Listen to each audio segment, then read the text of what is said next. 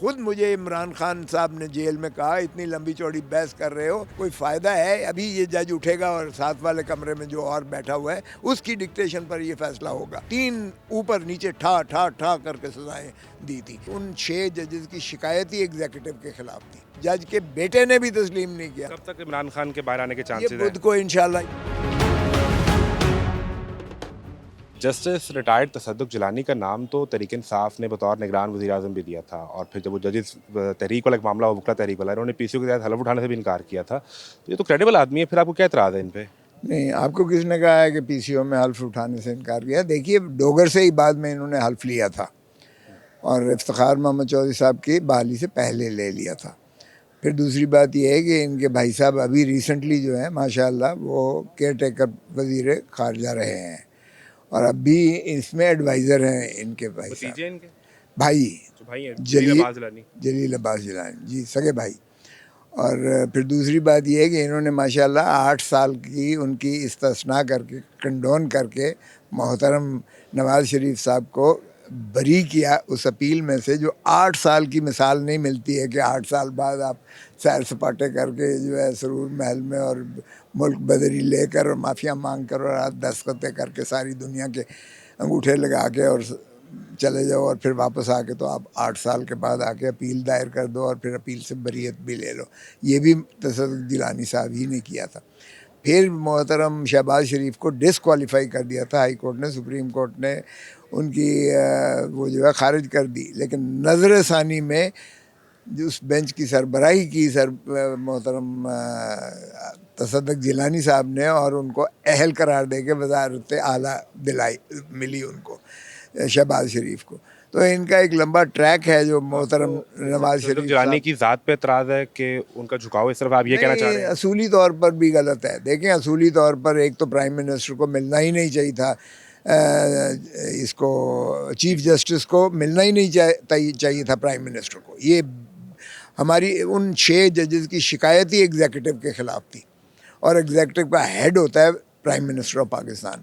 जब उन्होंने ये उन 6 जजों ने कहा कि ये मुदाखलत कर रही है हमारे अदालती मामलात में, इन्होंने मुदाखलत की है, और ये शौकत सिद्दीकी के भी जो उन्होंने बहाल किया था, और शौकत सिद्दीकी को कहा गया कि ये इस तरह से फ़ैसला करो और इस तरह से न करो, उसने इनकार किया और उसने तकरीर की। तो उसको जो है सुप्रीम जुडिशल काउंसिल ने बजाय इसके कि उनके ख़िलाफ़ कार्रवाई करते जो मुदाखलत कर रहे थे, उल्टा सीनियर जज जो चीफ जस्टिस बनने जा रहा था उसको सुप्रीम जुडिशल काउंसिल ने निकाल दिया।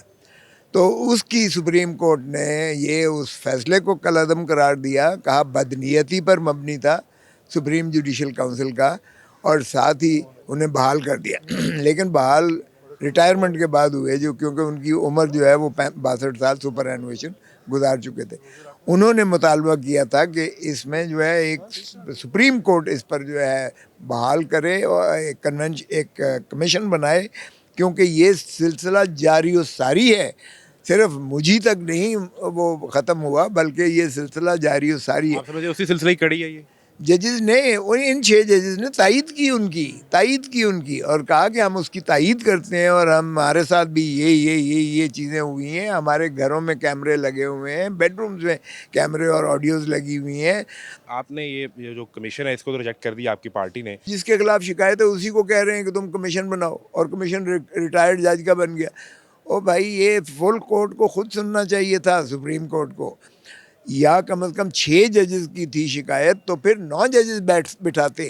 ये नहीं हो सकता कि आप एक रिटायर्ड जज को बिठा दें। और हुकूमत क्या कह रही है कि जी ये गलत किया है इन्होंने जो ख़त लिखा है। तो मुस्तरद कर दिया ना। हुकूमत तो फैसला दे रही है खुद, चीफ एग्जीक्यूटिव, और सरबराही उस वक्त वज़ीर आज़म कर रहे थे उस काबीना की मीटिंग की, ये है एलामिया।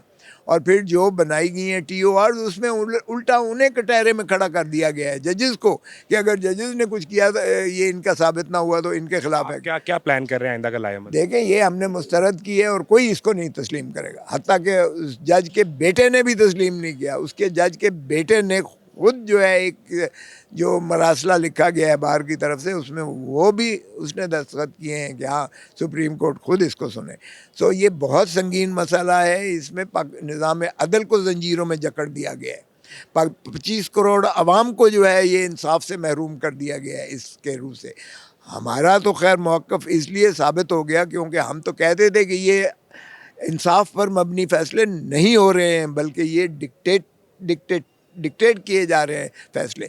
और ख़ुद मुझे इमरान खान साहब ने जेल में कहा, इतनी लंबी चौड़ी बहस कर रहे हो, कोई फ़ायदा है? अभी ये जज उठेगा और साथ वाले कमरे में जो और बैठा हुआ है उसकी डिक्टेशन पर ये फ़ैसला होगा। और यही होता चला आया हमारे पास, यही होता चला आया। 12 बजे का टाइम देते थे और 9:30 बजे ये फ़ैसला सुना के सज़ाएँ करके परे मारते थे। ना ये सफाई का मौका दिया, ना वकील को बहस करने का मौका दिया, ना वकील को जरा करने का मौका दिया। सरकारी वकील खड़े करके आखिरी हफ्ता जो था इलेक्शन से पहले का 3 ऊपर नीचे ठा ठा ठा करके सज़ाएँ दी थी। तो वो आपका क्या ख़्याल है कि सज़ाएँ उस जज, और वो जज बशीर जो है, मोहम्मद बशीर, वो एम्बुलेंस पे आता था। उसने दरख्वास्त दी chief justice Islamabad high court को कि मैं इंतहाई बीमार हूँ, मेरी छुट्टियां, मैं रिटायर हो रहा हूँ 12 मार्च को, मुझे लीव प्रेपरेटरी टू रिटायरमेंट जो मेरी ड्यू है वो मुझे छुट्टी दी जाए, रुखसत दी जाए। मैं एम्बुलेंस में हूँ, मैं बीमार हूँ, मैं नहीं कर सकता। नहीं दी गई छुट्टी, उससे फुल डोज 14 साल सज़ा करवाई गई है। सज़ा करवाने के बाद जो है, और न सिर्फ उसमें बल्कि जो परसों मेरी ज़मानत लगी हुई है अलकादर ट्रस्ट वाले में, उसकी भी उसने खारिज की। आप ये समझते हैं कि जो आपके सियासी मुखालिफ हैं इस वक्त, नवाज शरीफ और शरीफ फैमिली, इनके खिलाफ भी जो 2016, 17, 18 के बाद फैसले आते रहे हैं, वो इसी सिलसिले की कोई कड़ी थी? वो भी ऐसे ही आते रहे? 100%। अब तो साबित मेरिट पे नहीं थे? कहाँ से मेरिट? अब उनकी बरियत मेरिट पे हुई है। ये फैसले भी मेरिट पे नहीं थे? नहीं, फैसले तो देखे मेरिट पर थे या नहीं थे, लेकिन बरियत उनकी मेरिट पर बिल्कुल नहीं है। ये तो मैं 100% कह दे सकता हूँ, क्योंकि जो मुआहदा हुआ है, लंदन में मुआहदा हुआ है। इमरान खान को हटाओगे वजारत उज़्मा से, इमरान खान को जेल में पाबा सलासल करोगे, इसकी पार्टी के कायदीन को पाबा सलासल करोगे, इस पार्टी को जो है तितर बितर करोगे। एक चीज़ समझा देना कि जो 2017-18 के फैसले हैं, फिर वो भी तो मेरिट पे नहीं होंगे ना? वो भी ऐसी फ़ोन कॉल आती होगी जैसे शौकत अज़ीज़ सिद्दीकी रिकॉर्ड पे मौजूद है। शौकत सिद्दीकी का अपनी जगह पे है, लेकिन एक बात मैं बता दूं, ये जो ऑफशोर कंपनीज 6 थी, नेस्कॉल थी, नेल्सन थी। निकाला तो अकामा पे ना? सर नहीं निकाला, अकामा पे नहीं है। सज़ाएँ जो हैं वो उस एसेट्स पर हुई हैं सज़ाएँ, पाक लेन पर हुई हैं सज़ाएँ, जो है वो उनको तो इस पे हुई हैं। और तोशा खाना के अभी उनके ख़िलाफ़ तो पेंडिंग है, उनके खिलाफ तो पेंडिंग है। इमरान खान को सज़ाएँ कर दी हैं। क्या वो मुकद्दस गाय है? जो पाक लेन के अभी तक दुनिया के महंगे तरीन फ्लैट हैं, ना वो बेटी मानती है चीफ मिनिस्टर, ना उसके बेटे मानते हैं, ना शहबाज मानता है, ना नवाज मानता है। रह भी रहे हैं वहाँ, किसके हैं? हवा में तो नहीं आए। कतरी ख़त लहराने से तो आपकी ट्रेल ऑफ मनी नहीं हो जाती। वन हाइड पार्क जो हसन ने बेची है, 50 अरब रुपए में बेची है। ये देखें, ये केसेस जो आप इसको इक्वेट न करें। जहाँ तक साइफ़र का ताल्लुक है, साइफ़र भुट्टो ने भी लहराया था कि जब हेनरी किसिंगर ने इसे धमकी दी थी कि एटम बॉम्ब बनाना बंद करो वरना तुम्हें इबरत का निशान बनाएंगे, तो भुट्टो ने राजा बाज़ार रावलपिंडी में लहराया था कि ये देखो, ये मुझे हेनरी किसिंगर धमकी दे रहा है, सुपर पावर धमकी दे रही है। अवाम ने मुस्तरद किया, बाहर कर हमने उसे फांसी दे दी, जो 45 साल बाद कहा गया कि गलत उसको दिया गया है। 45 साल लगे इस जगह पे, और उस वक्त भी सुप्रीम कोर्ट ने फैसला किया था उसका। आप पे भी तनकीद हो रही है कि इमरान खान का केस था लेकिन आप मुलाकात करने के लिए डियाला चले गए, तो वो डिले पे डिले होता जा रहा है। पीटीआई की जो ट्रोल है वो भी आप पे तनकीद कर रही है, खोसा साहब की चॉइस गलत कर ली आपने। जी, ऐसी कोई बात नहीं है, आप खातर जमा रखें। मैं हर एक की अपनी मर्ज़ी होती है। बाहर गया उस दिन मैं इसलिए करने गया क्योंकि तय होना मकसूद था कि क्या हमने आज इनके साथ पेश होना है या नहीं होना है। तो मेरा जाना खान से ये मशवरा करना ज़रूरी था। मैं नहीं चाहता था कि उन 6 जज साहिबान जिन्होंने लिखा है उनकी दिल आज़ारी हो कि देखें जी, हम तो अदम एतमाद कर रहे हैं, हमने तो कौम की और मुल्क की खातिर और इंसाफ की खातिर और निज़ाम अदल को बचाने की, और ये बड़े आराम से पूछ रहे हैं। पेश नहीं होंगे बाहर जो केसेस अब राइप हो गए हैं, हम उनमें हो रहे हैं। जो केसेस राइप हो गए हैं, हम उनमें हो रहे हैं। इसके बावजूद कि हमें तमाम शिकायत, अपने तहफ़्फ़ुज़ात मौजूद हैं। सो खान साहब ने ये कहा है कि पेश हों, वरना मेरी ज़ाती राय नहीं थी, ये थी कि हमें नहीं होना चाहिए इसलिए। लेकिन उसमें तवालत हो जाती, उसमें मज़ीद इल्तवा हो जाता। कब तक इमरान खान के बाहर आने के चांसेस ये हैं? बुध को इंशाल्लाह, ये तो मैं कंक्लूड कर दूंगा, ये एक परसों ही मैं कंक्लूड कर दूंगा इंशाल्लाह, और इसी हफ्ते में ये कंक्लूड हो जाएंगे। मुझे ईद से उम्मीद पहले? है, यस, मुझे उम्मीद है 8 दिन रह गए। यस, सो व्हाट, अच्छा कुछ साहब एक चीज़ ये बता दें कि आपकी पार्टी के अंदर जो तकसीम नज़र आ रही है, शेर अफजल मरवत ने एक पैरेलल सिस्टम खड़ा कर लिया, अपनी सोशल मीडिया ब्रिगेड बना ली, आपने भी कोई टीम रखी है सोशल मीडिया की जिन्हें पैसे दे रहे हो जो जवाब दें? नहीं नहीं, कोई ऐसी चीज़ नहीं है। शेख मरवत ज़रा जज्बाती जो शीला है वो बाज़ आपने औक़ात समझाया नहीं उन्हें? वो यार ठीक है, कुछ लोगों को देखें, मैं मीडिया सेवी नहीं हूँ, मुझे कोई शौक़ नहीं है। मैंने जो आपने बात की मैं इसका जवाब देना भी मुनासिब नहीं समझता, इसलिए कि मैं जब मेरे दिल में सच है तो मुझे वो कहते हैं दिल है 24 सच तो गली प्यार नाच, मुझे क्या ज़रूरत है मैं समाइयाँ देता फिरूँ। अच्छा, और ये नहीं कि मैं अपनी ज़ाती किसी उसमें मसरूफ़ था कोई खुशगप्पियों में, मैं एक अडयाला लेकिन केस तो अदालत में खैर बड़ा पार्टी के अंदर तकसीम तो है ना नहीं आपकी? नहीं, वो पर्सन पार्टी अंदर कोई तकसीम नहीं है, हर एक का अपना अपना राय है, वाइब्रेंट है, बड़ी लंबी बहुत बड़ी पार्टी है, उसमें हर एक की राय हाँ, होती तो सब यहाँ पंजाब में नहीं टिकट यार, बांटने कोई पर कोई लड़ाई हॉक्स है। कोई हॉक्स होते हैं, कोई डव्स होते हैं, कोई लड़ाई नहीं है। इमरान खान ही कायद है, इमरान खान का फैसला हतमी होता है।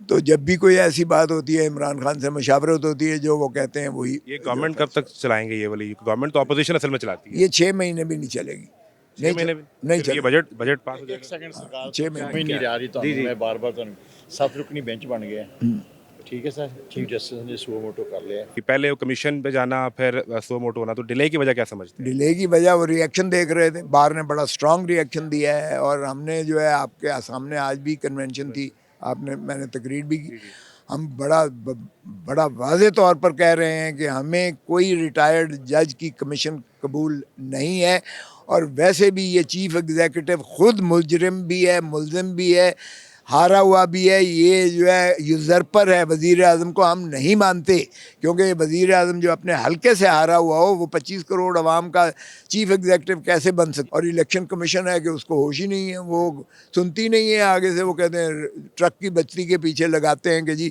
इलेक्शन ट्राइब्यूनल में जाओ, और फिर दुनिया में जहाँ कहीं बात होती है जी कानून है, और कौन सा कानून?